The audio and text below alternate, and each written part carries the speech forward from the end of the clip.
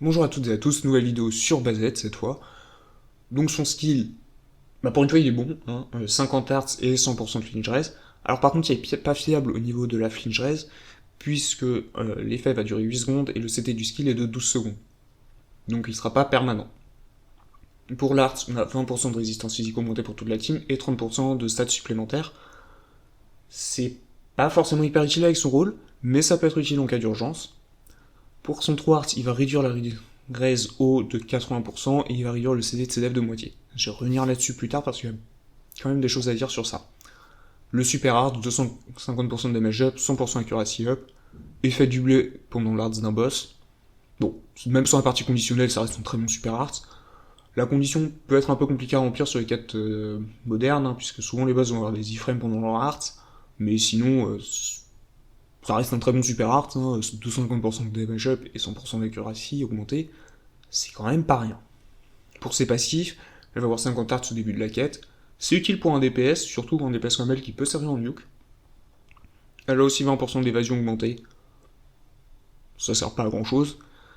Et par contre pour son passif unique, alors elle a moins 100% de résistance au seal, je vois pas trop l'intérêt, pour moi il y a que le F10O et le F16 Lite qui peuvent seal, sinon je vois pas de boss qui fait ça, donc ça me paraît un peu étrange contre une contrepartie. Pour son... Mais évidemment c'est une contrepartie, il y a un effet intéressant derrière. Et elle augmente la 100% d'ignore def quand ses PV sont au-dessus de 70%. Ce qui est plutôt bien. Pour ses slots, elle va avoir un 5 étoiles physique. C'est utile sur un DPS physique. Un 5 étoiles def, forcément il y a une bonne synergie avec son true art, et ça peut donner des utilisations assez niches à ce perso. Pour le 4 étoiles heal, ça peut toujours servir, il y a toujours des utilisations à faire là-dessus. Sa true weapon, elle a l'effet de la true weapon de Goddess Celia. C'est plutôt sympa, mais ça casse pas trois pattes à un canard. Pour le passif, par contre, 50% de damage up et skill CT 30% down. Alors skill CT on s'en fout évidemment. Les 50% de damage augmenté, par contre, sur un DPS, c'est plutôt intéressant.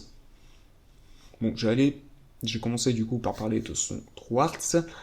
J'aime pas du tout. Vraiment, cette mécanique de réduire le CT des équipements de moitié, je trouve ça pas pratique du tout.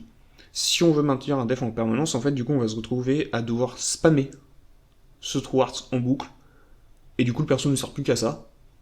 Donc en fait, ça devient beaucoup moins utile qu'une réduction classique, comme le fait Sublime Supernova Lisa ou Warfen. Et ce qui fait que ça va surtout devenir utile pour encaisser 2 nuques rapprochés, mais pas pour avoir un def permanent, parce que si vous avez un def permanent, comme j'ai dit, en fait, vous êtes obligé de spammer cette art, et donc, pourquoi l'utiliser elle, et pas un perso plus spécialisé pour la protection de la team. Mais sinon, le perso, il a quand même pas mal de niches, puisque il a de l'accuracy up et de linear def, ça rappelle Miyu, avec un peu plus d'utilité, puisqu'elle a un slot def, elle a un slot heal, et elle a son art en cas d'urgence. Ça fait qu'elle possède quand même des endroits où elle peut être très utile, par exemple au F32, c'est un des meilleurs persos pour moi, elle peut maintenir un Mirasu en permanence sur la première vague, sur la deuxième, elle peut vous servir de healer puisqu'elle a un pseudo heal, et elle vous permet sur la première vague aussi d'exploser Soleil pendant les breaks, grâce à son accuracy. Donc c'est un très bon perso.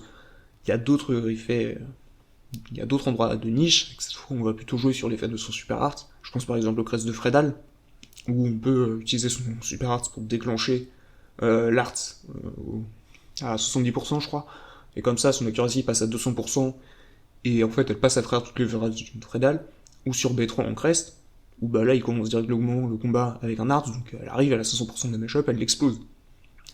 Donc pour moi, Bazette c'est un perso qui a pas beaucoup de prétention.